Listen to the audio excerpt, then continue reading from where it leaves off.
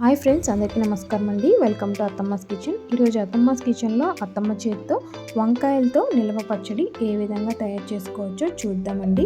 చాలా రుచిగా ఉండడమే కాకుండా చాలా సింపుల్గా కూడా అయిపోతుందండి. అన్ని పచ్చళ్ళ కంటే వంకాయ పచ్చడి చాలా సింపుల్గా అయిపోతుందండి. మరి మేకింగ్ ప్రాసెస్లోకి వెళ్ళిపోదాం. ముందుగా మనం వంకాయ పచ్చడి కోసం ఒక 1/2 కిలో వంకాయని తీసుకున్నామండి. శుభ్రంగా కడిగి వాటర్తో తడి లేకుండా తుడుచుకుని 1 గంట పాటు ఆరబెట్టుకుని ఈ విధంగా కట్ చేసుకుంటున్నామండి 4 భాగాల కింద. గింజ పట్టిన వంకాయలు అయితే మరీ బాగుంటుందండి పచ్చడి కోసం.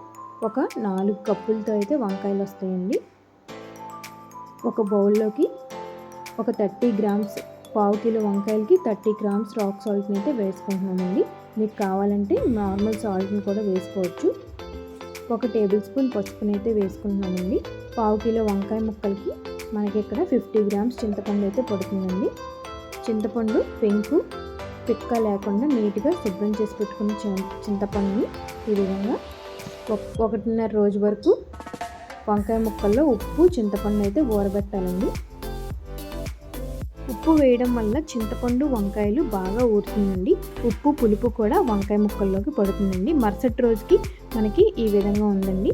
వంకాయ ముక్కలు చక్కగా ఈ విధంగా పిండుకొని వాటర్ అంతా ఒక బౌల్లోకి అయితే వేసుకుంటున్నామండి. సపరేట్గా చింతపండుని కూడా తీసుకుని ఒక మిక్సర్ జార్లోకి అయితే వేసుకుని మెత్తటి పేస్ట్లా చేసుకుని పక్కనైతే పెట్టుకోవాలి. ఇక్కడ కడాయిని తీసుకుని అందులో ఆయిల్ వేసుకుని ఆయిల్ బాగా హీట్ అయిన తర్వాత 1 టేబుల్ స్పూన్ జీలకర్ర, 1 టేబుల్ స్పూన్ ఆవాలు, ఒక 2 వెల్లుల్లిపాయలు ఈ విధంగా చెదగొట్టుకుని వేసుకుని ఒక 10 ఎండుమిరపకాయలు కూడా వేసుకుని ఈ పోపు అంతా చల్లారనివ్వాలండి.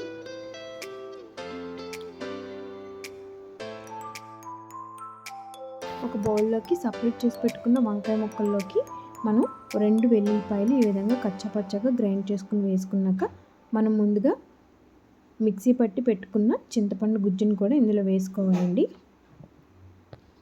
1 టేబుల్ స్పూన్ మెంతి పౌడర్ కూడా వేసుకోవాలండి. అలాగే 1/2 కిలో వంకాయలకి ఇక్కడ మనకి 40 గ్రామ్స్ కారం అయితే పడుతుందండి. 3 మ్యాంగోస్ కారం అయితే చాలా బాగుంటాయండి పచ్చళ్ళలోకి. మేము ఎప్పుడు 3 మ్యాంగోస్ చిల్లీ పౌడరే వాడతామండి. ఈ విధంగా ఉప్పు పులుపు కారం అన్నీ పట్టేటట్టుగా బాగా వంకాయ ముక్కలకి కలపండి.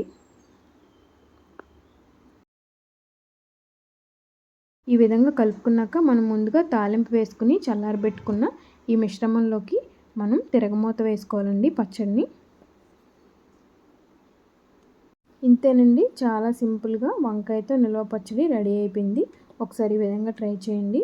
చాలా అంటే చాలా టేస్టీగా ఉంటుంది. వేడివేడి రైస్లోకి ఈ పచ్చడి వేసుకొని తిన్నారంటే చాలా బాగుంటుందండి. చాలా ఈజీగా కూడా అయిపోతుంది. మరి మా వీడియోస్లో కంటెంట్ ఉందనిపిస్తే మా వీడియోస్ని ప్లీజ్ లైక్ చేయండి, షేర్ చేయండి, కామెంట్ చేయండి. అలాగే మరిన్ని వీడియోస్ కోసం మా ఛానల్ అయితే సబ్స్క్రైబ్ చేయడం మాత్రం మర్చిపోకండి ప్లీజ్ అండి.